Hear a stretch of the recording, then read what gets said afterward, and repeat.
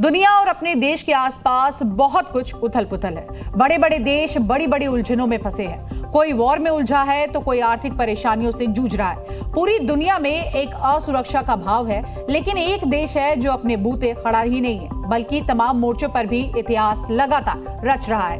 भारत के लिए पिछला एक दशक डिफेंस के मोर्चे पर खास तौर से गेम चेंजर साबित रहा और इस न्यू इंडिया की बात करने वाले प्रधानमंत्री का 17 सितंबर को जन्मदिन भी है। तो आइए देखते हैं कि आज रक्षा क्षेत्र में भारत ने कैसे दुनिया में अपना लोहा मनवाया है।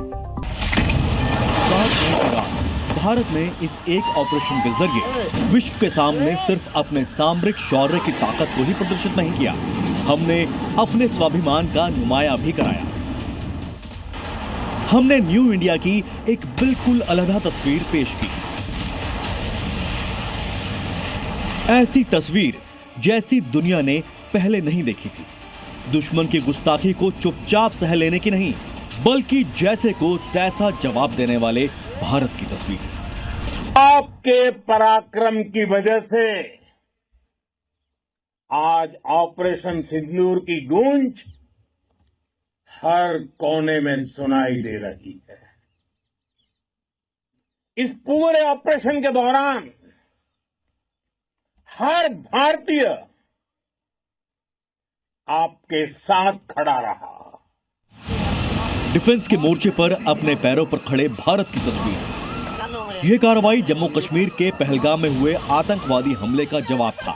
हमारी बहु बेटियों, मां और बहनों के सिंदूर उजाड़ने वालों से हमारा हिसाब था। दुश्मन ने दोबारा गुस्ताखी की, झेप मिटाने के लिए हम पर हमले की कोशिश की, लेकिन इस बार उनकी और भी फजीहत हुई।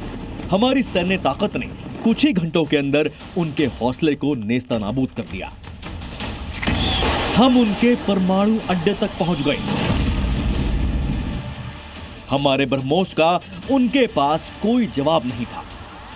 हमारी डिफेंस का उनके पास कोई उपाय नहीं था। वे घुटने पर आ गए, युद्धविराम की भीख मांगने लगे। ऑपरेशन सिंदूर के दौरान जो दुश्मन गिड़गिड़ा रहा था, वो किसी धोखे में न रहे। ऑपरेशन सिंदूर अभी खत्म नहीं हुआ। भारत ने पाकिस्तान ही नहीं, पाकिस्तान के सरपरस्तों को भी संदेश दिया, दुनिया को भी साफ मैसेज दे दिया। मैसेज यही कि हम स्टेट स्पॉन्सर आतंकवाद को नहीं सहेंगे। कोई हमारी ओर बुरी नजर डालेगा तो हम ना सीमा देखेंगे, ना सरहद की परवाह करेंगे। आतंक का फन अगर फिर उठेगा तो भारत उसे बिल से खींचकर कुचलने का काम करेगा। हमारे जज्बे और इसी सशक्त मैसेज का परिणाम देखिए। चीन में एससीओ की बैठक होती है, वहां मंच पर चीनी राष्ट्रपति जिनपिंग होते हैं, पाकिस्तानी प्रधानमंत्री शहबाज शरीफ भी होते हैं। वही मंच पर भारत की शक्ति का एहसास कराते हुए आतंकवाद के खिलाफ प्रस्ताव पास करता है, उसे एससीओ के एजेंडे में शामिल करता है। रक्षा क्षेत्र में भारत की रणनीति कितनी बदल चुकी है, उसका अनुमान इसी से लगाया जा सकता है। हमने पिछले 11 वर्षों में कभी भी किसी भी दुश्मन के वार को जवाब दिए बिना खाली नहीं जाने दिया। एलएसी से एलओसी तक ऐसा किया।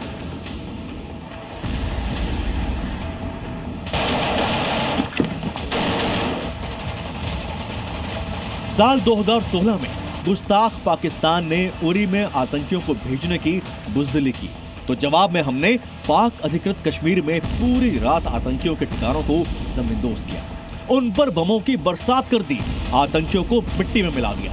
न्यू इंडिया के इस पहले और नायाब अवतार को देख उन आतंकियों को पालने वालों के पैरों तले जमीन ही खिसक गई। ये पहली बार था जब हमने सीमा पार जाकर आतंकी ठिकानों को उनके अंजाम तक पहुंचाया। लेकिन ये जो उजड़ा बिखरा पाकिस्तान है और दुर्भाग्य से हमारा पड़ोसी है, वो फिर नहीं माना। पुलवामा में हमले की गुस्ताखी कर दी, हमारे जाबाज जवानों का खून बहाया, फिर जवाब मिला 26 फरवरी 2019 की रात पाकिस्तान के खैबर पख्तूनख्वा के बालाकोट में आतंकी कैंपों पर हमने जो बम बरसाए उसकी गूंज आज भी पाकिस्तानियों को सुनाई पड़ती है। बालाकोट के शब्द आज भी उनके सीने में चुभते खंजर की तरह हैं। बुरा सपना है, बुरी याद है, एक नासूर है।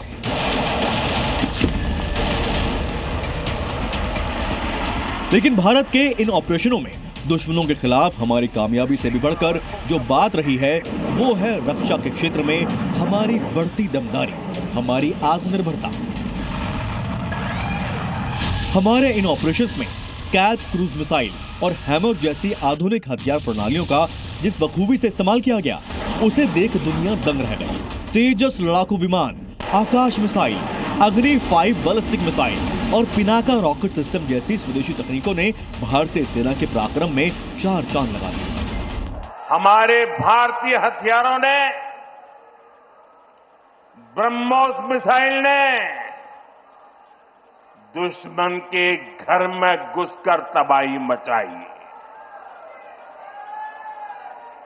जहां टारगेट तय किया वहां धमाके किए। और इन सब के बीच गेम चेंजर बनकर उभरा हमारा ब्रह्मोस। एक भारतीय के तौर पर सुनकर कितना सुकून होता है कि हमारे पास दुनिया की सबसे तेज सुपरसोनिक क्रूज मिसाइल है। 3700 किलोमीटर प्रति घंटे वाली ब्रह्मोस है। ऑपरेशन सिंदूर के बाद इसने पाकिस्तान पर जो कहर बरपाया उसे शायद वहां की पीढ़ियां भी याद रखेंगी। जमीन, समुद्र और हवा तीनों प्लेटफॉर्म से दागी जा सकने वाली इस मिसाइल की सटीकता इतनी है कि दुश्मन के लिए बचने की सोचना भी मूर्खता ही है। और ऑपरेशन सिंदूर के बाद ऐसा ही तो हुआ जब पाकिस्तान ने हम पर हमले की सोची। वो कहते हैं ना कि एक पंथ दो काज। यहां तो पाकिस्तान ने गुस्ताखी कर हमारे एक साथ कई काम खुद कर दिए। ब्रह्मोस के लॉन्ग रेंज वेरिएंट का भी टेस्ट हो गया जो पाकिस्तान ही नहीं दुनिया को चौंकाने वाला था। इसकी कामयाबी ने ब्रह्मोस की विश्वसनीयता को और बढ़ा दिया। भारत के रक्षा निर्यात को भी मजबूती मिली और ये सब संभव हो सका हमारी राजनीतिक इच्छा शक्ति से, देश के जज्बे से। पिछले एक दशक में बदल चुकी हमारी सोच से, हमारी प्राथमिकताओं से। ये नया भारत है।